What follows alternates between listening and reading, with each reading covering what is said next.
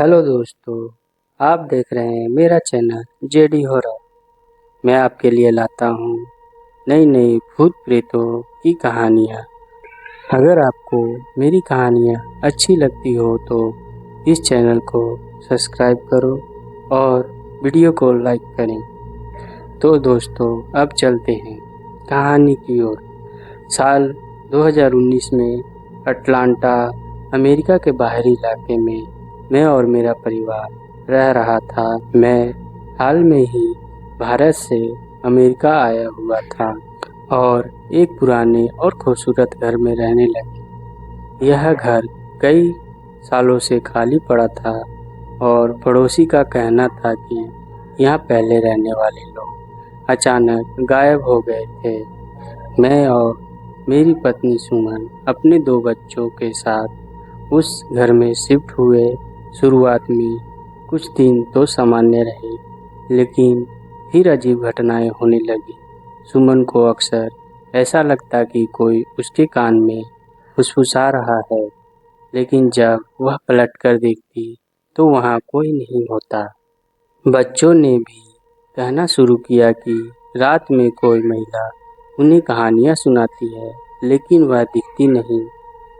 पहले तो मैं और सुमन ने इसे बच्चों की कल्पना समझा, लेकिन फिर चीज़ें और डरावनी हो गई। रात में कानों में फुसफुसाहट। सुमन को कई बार महसूस हुआ कि कोई उसके कान में किसी प्राचीन भाषा में बोल रहा है। आवाज़ ठंडी और भयावह थी। आईने में छवि। एक रात जब सुमन आईने के सामने खड़ी थी, उसने देखा कि उसके पीछे एक लंबी काली छाया थी, लेकिन जब उसने मुड़कर देखा तो वहाँ कुछ नहीं था। बच्चों का बदला व्यवहार। दोनों बच्चे चुपचाप रहने लगे। उसकी आंखें लाल हो जाती और वे धीरे धीरे अकेले में बात करने लगे। मैंने घर की सफाई के दौरान एक पुरानी धूल भरी किताब खोजी जिसमें कर्ण-पिशाचनी साधना का जिक्र था। किताब में लिखा था कि कर्ण-पिशाचनी एक ऐसी आत्मा होती है जो किसी के कान में रहकर उसे डरावनी बातें बताती है, भविष्य के रहस्य खोलती है और धीरे धीरे उसे अपने वश में कर लेती है। अब मैं और सुमन को समझ में आ गया कि यह वही शक्ति थी जो मेरे परिवार को अपने कब्जे में लेने की कोशिश कर रही थी। एक रात सुमन की नींद खुली तो उसने देखा कि उसकी बेटी बिस्तर से उठकर किसी अदृश्य शक्ति से बातें कर रही थी। उसकी आंखें सफ़ेद हो गई थी और वह किसी दूसरी आवाज़ में बोल रही थी। अचानक कमरे में लाइट तेज चमकी और पूरा कमरा हिलने लगा।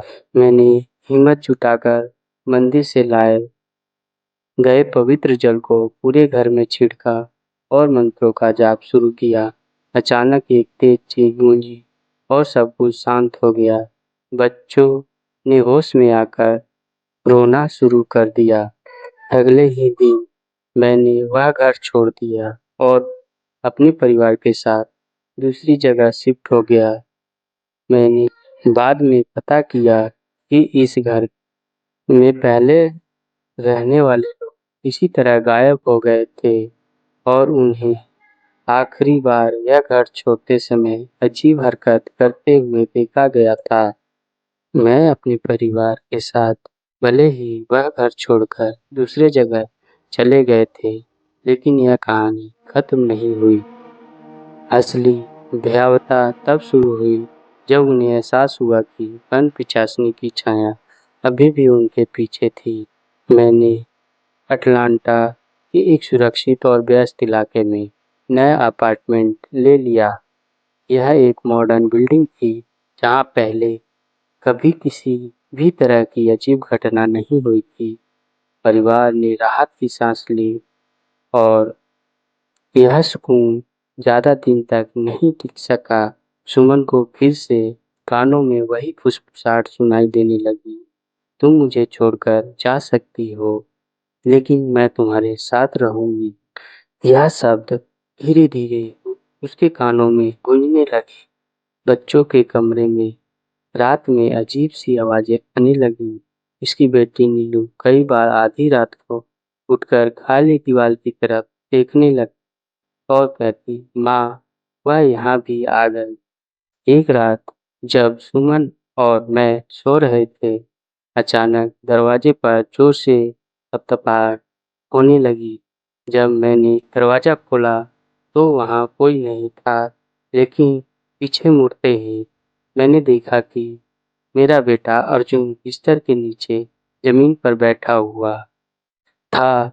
उसकी आंखें पूरी तरह सफेद हो चुकी थी। अर्जुन ने एक अजीब आवाज में कहा, तुम मुझे भले ही देख न सको, लेकिन मैं तुम्हारे कानों में रहूंगी। इतना कहते ही अर्जुन जोर से हंस पड़ा और अचानक बेहोश हो गया। अब मुझे और सुमन को यकीन हो गया कि कनपिशाचनी उसके परिवार को पूरी तरह से अपने कब्जे में लेने की कोशिश कर रही थी। उन्होंने भारत में अपने एक जानने वाले तांत्रिक से संपर्क किया। तांत्रिक ने कहा कि कनपिशाचनी सिर्फ उस इंसान का पीछा छोड़ती है जो उसकी साधना पूरी करता है या फिर उसकी पूजा करता है। मेरे पास कोई और चारा नहीं था।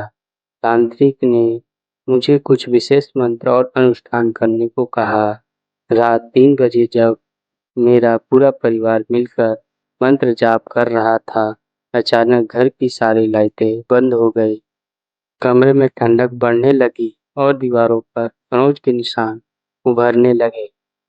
तभी अर्जुन और नीलू दोनों अचानक जाग गए और एक अजीब आवाज में बोलने लगी, तुमने हमें बुलाया था, अब हमें रोक नहीं सकते।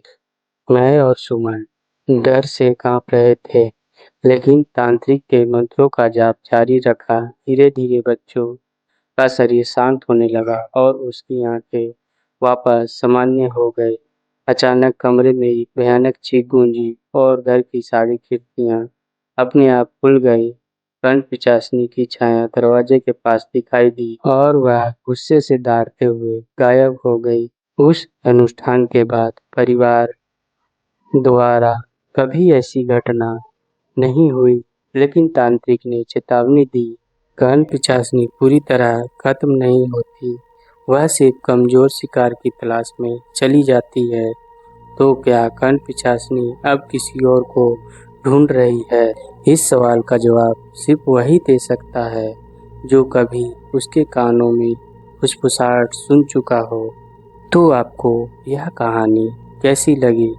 अगर आपको कहानी अच्छी लगी हो तो मेरे चैनल को सब्सक्राइब करें और लाइक करें।